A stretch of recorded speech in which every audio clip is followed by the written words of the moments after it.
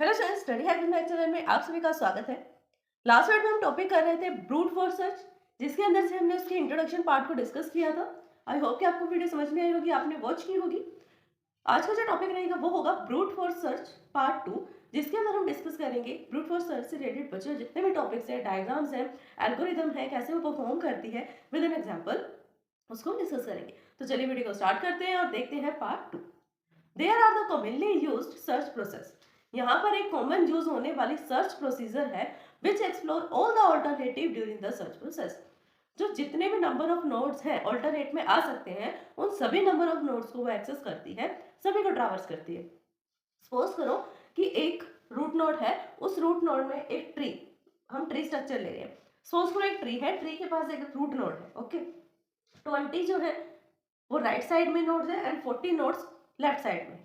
तो वो क्या करेंगे, 20 plus 40 plus 1 root node, 20 plus 40 यानी कि 60 और प्लस 1 61 नंबर ऑफ टोटल जितने भी नोड्स होंगे, यानी 61 नोड्स हैं। तो वो 61 के 61 नोड को एक्सेस करने का ट्राई करेगा जब तक उसको एक ऐसा सॉल्यूशन नहीं मिल जाता जो सही है, सेटिस्फाइंग सॉल्यूशन है या ऑप्टिमल सॉल्यूशन है।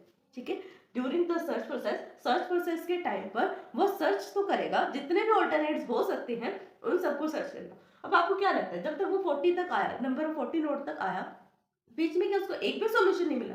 हो सकता है उसको सॉल्यूशन मिला हो, बट ये नहीं हो सकता कि वो हमेशा सेटिस्फैक्टरी या ऑप्टिमल सॉल्यूशन ही होगा। जैसे उसको अपना सॉल्यूशन मिल जाएगा जो ऑप्टिमल है या फिर सेटिस्फाई है, तो वहीं पर वो स्टॉप कर देगा।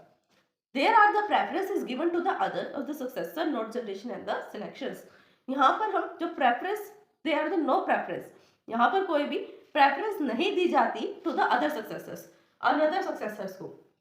वो हम एक बार इसके अंदर जब डायग्राम को डिस्कस करेंगे ना, तब देखेंगे डायग्राम से आपको क्लियर होगा। इस लाइन को भी हम होल्ड रखते हैं। The path is selected blindly mechanism follow. यहाँ पर क्या होता है, अगर हम कुछ भी पाथ को चूज कर रहे हैं, यहाँ पर हम किसी पाथ को चूज कर रहे हैं, लेफ्ट करा, राइट किया, या कोई भी पाथ चूज किया, लेफ्ट राइट जिग्जैग्स में किया, कोई भी पाथ चूज किया, तो उस टाइम पर वो ब्लाइंडली सर्च करेगा, ब्लाइंडली पाथ को सिलेक्ट करेगा। कोई माइंड लगा के नहीं करेगा, थोड़ा बहुत लॉजिक लगाएगा और सिलेक्ट कर लेगा पाथ को। ठीक है, क्योंकि नोड्स को उसने सारे ट्रैवर्स करने, जब तक उसको अपना फाइनल सॉल्यूशन गोल नोड ना मिल जाए तब तक ऐसे नोड फाइंड करता रहेगा। बट कर तो ब्लाइंडली रहा है ना, उसको ये नहीं पता लेफ्ट से स्टार्ट करूँ, राइट से स्टार्ट करूँ, कहाँ से स्टार्ट करूँ, किस मैकेनिज्म में सर्च करूँ, उसे कुछ नहीं पता। उसे सिर्फ इतना पता है कि मुझे सबसे पहले लेफ्ट वाला सर्च करना है, फिर राइट पर जाना है।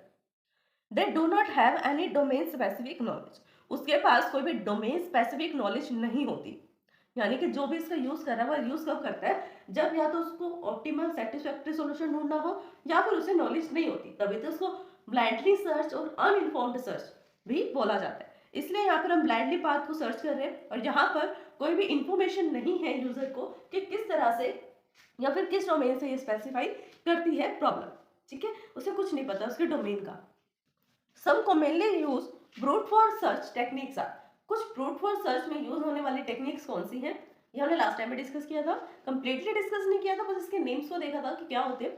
फर्स्ट आता है depth first search and second आता है ब्रेथ फर्स्ट सर्च। ठीक है, अब सबसे पहले हम इसकी एल्गोरिथम देखेंगे, किसकी, ब्रूट फोर्स सर्च की, क्योंकि मिक्स मिनिमम सेम ही होती है। ठीक है, तो यहाँ पर हम सबसे फर्स्ट एल्गोरिथम देख रहे हैं। This algorithm make some assumptions.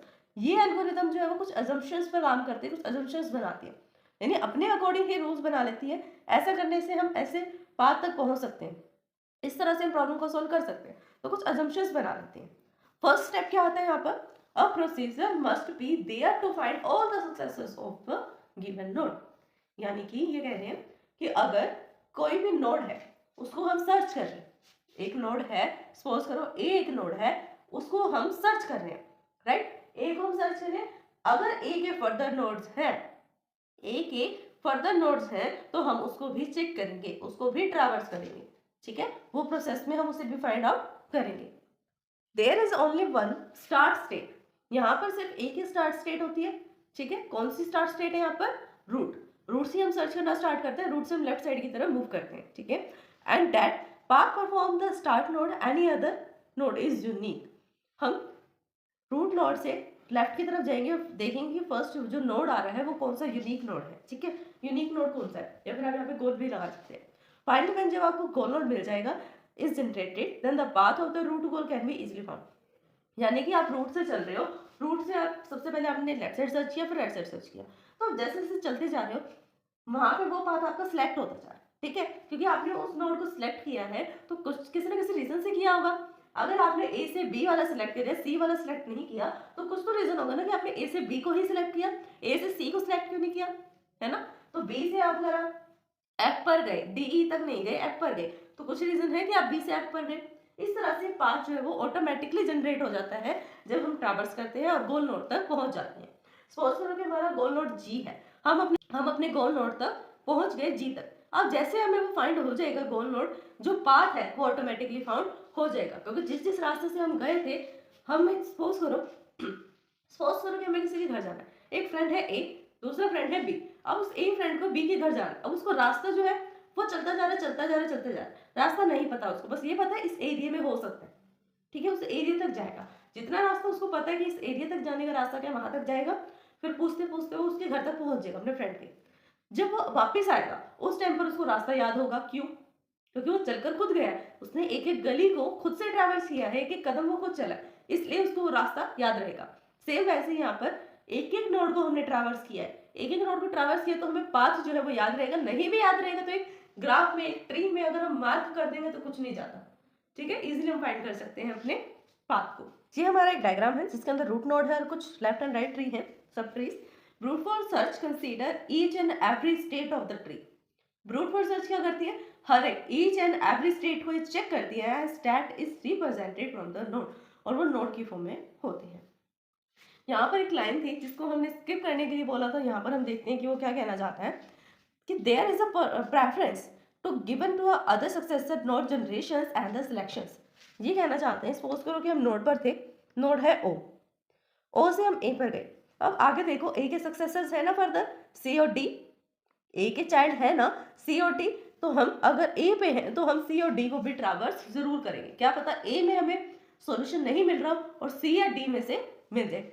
अब देखो डी का तो कोई फर्दर चाइल्ड नहीं है, बट सी का है, जी और एच, अगर हमें सी पर नहीं मिल रहा तो जी और एच को भी चेक करें, क्या पता उनमें से कोई सॉल्यूशन हो या उनमें से ही कोई गोल नोड हो, ठीक है। वी हैव टू चॉइस, हमारे पास टू चॉइस होती है, स्टेट ए और स्टेट बी, यानी कि लेफ्ट वाला सब ट्री और राइट वाला subtree. We can either generate the state A और बी, हम ए वाली साइड भी जा सकते हैं फर्स्ट और बी वाली साइड भी जा सकते हैं। As we know to observe the steps, the brute force take the 12 step to find the solution. जैसे कि इसकी एल्गोरिथम में बताया गया था और इस एग्जांपल के अकॉर्डिंग हम देखते हैं कि 12 नंबर ऑफ स्टेप्स हमें फॉलो करने पड़ेंगे, यानी 12 नोड्स को हमें ट्रैवर्स करना पड़ेगा अपने गोल नोड तक जाने के लिए और अपने सॉल्यूशन को फाइंड करने के लिए। तो फ्रेंड्स यही था हमारा आज का टॉपिक, कुछ टॉपिक्स को हम नेक्स्ट वीडियो में डिस्कस करेंगे। आई होप कि आपको वीडियो समझ में आई होगी, इन्फॉर्मेटिव लगी होगी। अगर फिर भी इस वीडियो को समझने में आपको कोई भी डाउट आता है देन आप हमें कमेंट कर सकते हैं। वीडियोस को लाइक शेयर सब्सक्राइब करना, कमेंट करना, अगर आपने सब्सक्राइब कर दिया है तो बाकी सभी डिवाइसेस में सब्सक्राइब करवा सकते हैं। कमेंट करना ना भूलें। Thanks for watching my video.